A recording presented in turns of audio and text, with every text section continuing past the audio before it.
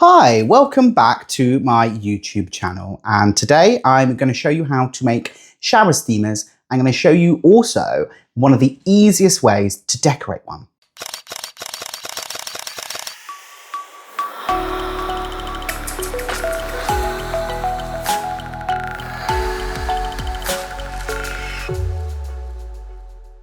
So what's the difference between a bath bomb and a shower steamer? Because they are quite similar and they have some of the same ingredients. But with a shower steamer, we don't intend to put it in the actual bath water. We'll just put it on the shower shelf or on the side of the bath as we sit in the tub or as we shower. And as the shower steamer gets moist, it will fizz just like a bath bomb does. But as it's not fizzing into the water, the aromatic oils that we'll include will disperse into the atmosphere. It almost turns your evening or your morning shower into this lovely aromatherapeutic experience that really sets you up for the day or really calms you down and soothes you at the end of the day. So let's talk about the different ingredients we'll need for our shower steamers. And if you've made a bath bomb before, the ingredients are very similar. There's a lot of crossover because the reaction that we need is essentially the same chemical reaction that you have in a bath bomb. So the two most important ingredients that we'll need for a shower steamer is bicarbonate of soda and citric acid. Let's start with bicarbonate of soda. So it is a natural alkaline white powder, often commonly known as just baking soda. It's the bulk of our recipe, so it functions also as a foundation for our shower steamers. In order to get the fizz, you need to pair the bicarbonate of soda with citric acid. Citric acid is a naturally occurring acid found in almost all citrus fruits. I don't just use it for bath bombs, I do also use it as a pH modifier. It's very important to get the right type of citric acid. There are a couple types. There is crystals, but you can also get powder. You can see here that I have some that have been made with crystal and some that have been made with powder. And as you can see, there is a much more even texture, surface texture to a shower steamer that has been made with powdered citric acid. Powdered citric acid might be more difficult to get hold of, but if you can't find it, crystal is just fine. You just won't get that nice smooth surface.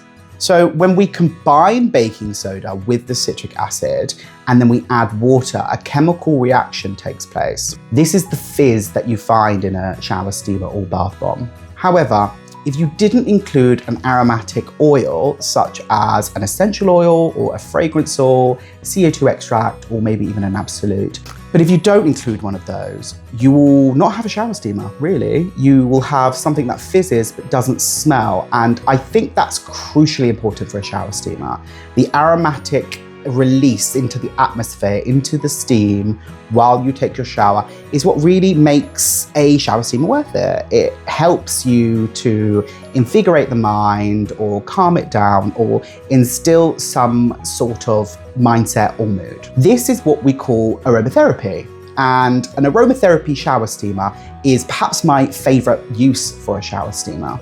And depending on the aromatic oil that you've chosen, as long as it's natural, you'll find that it can impart a variety of different states of minds or moods as well. For example, lavender is very calming and soothing. It's great at the end of the day, and it is the oil we'll be using in our shower steamers. I find a lavender shower steamer is great at the end of the day to help soothe me. It also helps me prepare for bed because I find that lavender is very soothing, that it can almost impart a sleepy mindset, and that just helps me to unwind at the end of the day. And once I finish with my shower, I can get into bed and I'm ready for sleep. We have included some Kaolin Clay, and I've done that because I really find that clay is great in a shower steamer. It's great in a bath bomb as well because it's very detoxifying. However, as this isn't going in the bath, we've included it because it's great at holding on to those smells. It locks it in the shower steamer, and if you're not using them within a couple of weeks of them being made,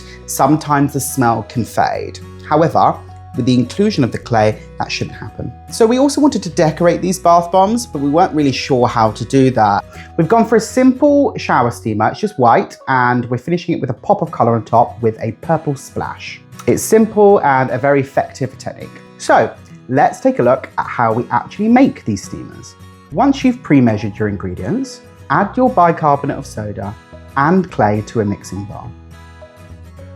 Next, we add our essential oil. You might be using a blend, you might be using a fragrance oil even, whatever you want to use is fine.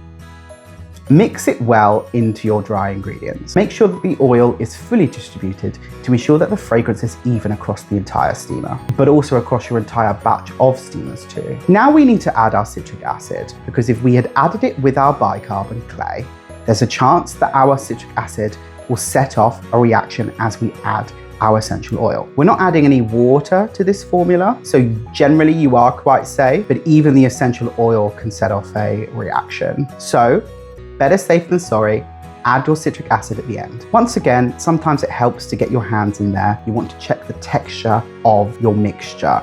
You're looking for the texture of a damp sand. If you pick up some of the mixture with your hands and you squeeze it together, you shall find that it will stick together. It will form a almost imprint of your fist. So we're using a silicone mold for our shower steamers today. And if you're going to do the same, if you're not going to use a shower or bath bomb mold, you'll want to find one that's relatively stiff. A lot of the silicone molds are quite flimsy because it allows you to peel it back when you're removing things from the mold. We want something robust. We want something that we can pack and push into. A little bit's okay, but you don't want it to, again, change the shape of your shower steamer as the mold deforms because it's too flimsy.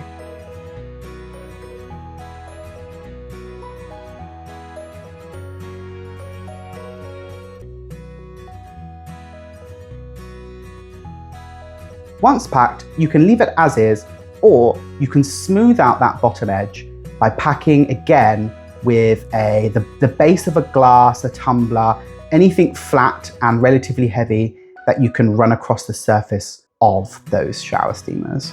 I would leave these in the mold for about 24 to 48 hours. Try your best to be patient and don't remove before those first 24 hours. I've tried to get them out in 12 hours. I have had some success. I've managed to get them out, but then I find they still need to dry a little bit before I can decorate them. So leaving them for the full 24 hours in the mold is for the best. On very humid periods of the year, you may find that 48 hours is necessary too. You shouldn't have too much trouble getting these out of the mold. I haven't had much trouble. I think it's the inclusion of the clay. It makes them quite hard. So when I come to knock them out, it's a case of sometimes the mixture is almost pulled away a little bit from the side as it's dried. So just turning them over and tapping until you can get them out. If your mold has any give, sometimes you can tug at the edges to sort of help release, but otherwise I think you shouldn't have any trouble. And now we have them out of the mold, we can move to decorating them. Now this is the tricky part, and the reason is because there's not really any clear starting point for how to mix your pigment to be the right consistency. And the reason this is because I found, or we've all found here at Savvy Homemade, that the mixture is different depending on the type of mica you use, or even where your micas come from. Sometimes you might need more, sometimes you might need less. Sometimes the pigment is stronger, sometimes it's not, sometimes it's thick enough, sometimes it isn't. So try using 2 grams of your mica to roughly 10 grams of isopropyl alcohol. Now, we want to check for consistency, we want to check for viscosity, because it can't be too thin, but it also has to be able to pour, so it has to be thin enough. So get a little bit of greaseproof paper or baking parchment, and after giving it a shake, squirt some onto the parchment and see what it looks like. Is the color good? Is it good payoff? Is it squirting out of the bottle properly? If it isn't, then add a little bit more isopropyl alcohol. If it's too thin, add a little bit more mica. Play around with it until you find the right consistency for the right color payoff. You want to start from the corner and work your way to the opposite corner. So from here to here. This can be a bit messy. obviously, as we're squirting mica and isopropyl alcohol. So prepare yourself. You want to put down some greaseproof paper or again some more baking parchment underneath the shower steamers, because when you squirt, you're not just going to hit the shower steamers, you're going to hit the entire tray that your shower steamers are on. So arrange them in about maybe 6 shower steamers at a time and then just go for it. The more you practice, the better you'll get, but you're looking for a fluid motion. Don't stop, don't hesitate, just keep going. Try not to panic. It doesn't matter where the mica falls. As long as it falls randomly, I think it's likely that you'll get something quite nice. But I do understand why it's daunting. Once you do this, you can't undo it.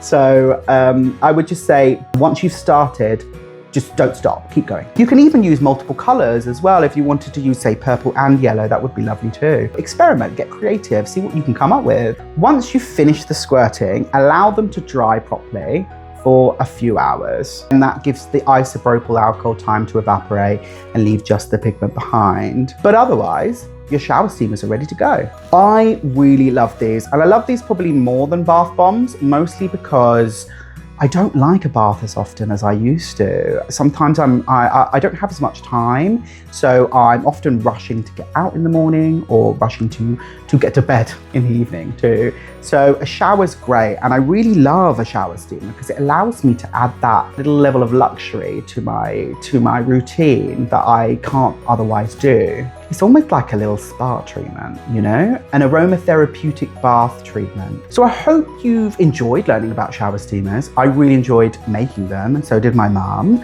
And we'll definitely be making some more. Also some bath bombs too. I do love a bath bomb. If I'm going to have a bath, which isn't that often, I want something like that. I want the bath time to be a spa experience. But before I let you go, I thought it'd be really fun just to give you an idea of how these work. And don't worry, I'm not taking you in the shower with me. So as you can see, I'm popping it here on the rim of the bath. I'm now running the shower, allowing it to heat up. The steam action will help the reaction of the bath bomb, but if I'm honest, I find that it doesn't actually properly set the bath bomb off. You'll be waiting forever. Allow the water coming out of the shower head just to hit the bath bomb a little bit. So thanks for watching this video. I'll see you on the next one. Take care, bye-bye.